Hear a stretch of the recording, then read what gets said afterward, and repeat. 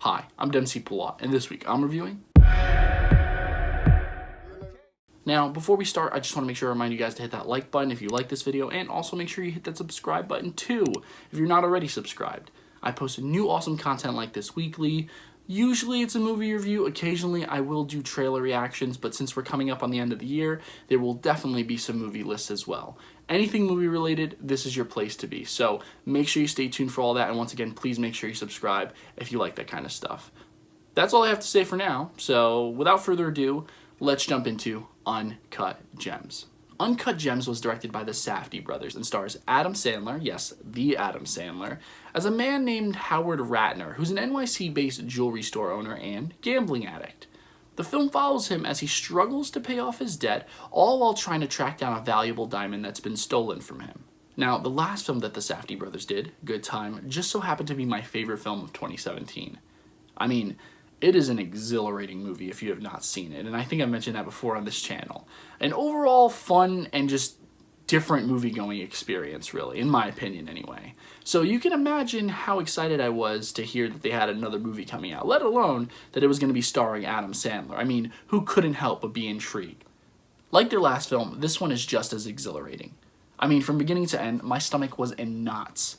I had so much anxiety, and not in a bad way. Okay, as I said before, Adam Sandler plays a gambler, and we actually go with him as he places all these bets throughout the film, and sometimes he wins big, but sometimes he has even bigger losses. And every time, the stakes are so high. The stakes are so high throughout the entire film, and even though it's not your money, the Safdie bros make you feel like it is your money, okay? Every time he wins, you're cheering for the guy, and every time he loses, you know, you take it a little bit personal.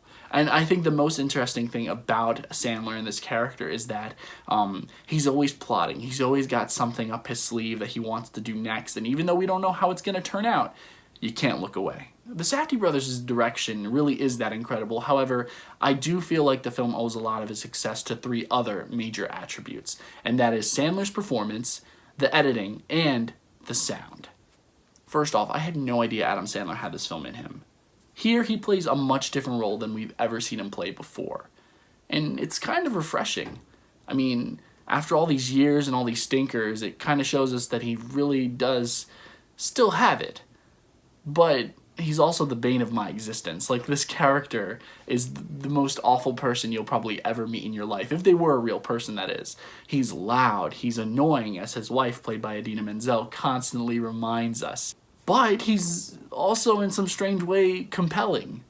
Even though you hate him, and you hate everything he does, you still can't help but want to root for him. Now, the editing and sound work hand in hand together to create and really build upon that anxiety and tension I mentioned before that unfolds over the course of each and every one of Howard's schemes. The intercutting especially. I mean, in the third act alone, the editing does a really good job at masking the irregular pacing. And what I mean by that is that in the third act, there's this series of events that happen over the course of a very long period of time, but the way it's edited, it makes you feel like those events are happening closer and closer together. It's really well done. And I know I said before that there were three really major highlights of the film, but of those three, I would argue that the sound is probably the most important. The sound, while admittedly it may be very overwhelming at times, it's still so well done. Like the sound design, the way the music and the sound just overlaps. It's very chaotic, and I think it's meant to echo the chaos of Howard's life. I think that it illustrates the fact that at any given moment, anyone can break. Not only Howard, but the people that he surrounds himself with. And the same way that we're unable to escape that noise, to escape that sound, is the same way that sometimes we literally just have to face the music. While I really did enjoy this film, that's not to say that it didn't have its flaws. As I mentioned before, some of the pacing in the third act does feel a little bit off, and even though it does really draw you in from the opening scene, opening sequence, it still takes you a little while to get you invested in what's going on. Overall, I felt like the film could have been a little bit tighter. In the end, it's just another great film from the Safdies. I mean, the fact that they were able to channel this kind of performance from Sandler alone makes this film a gem in its own right. And for that, I'm going to give this film 4 stars. This is how I win.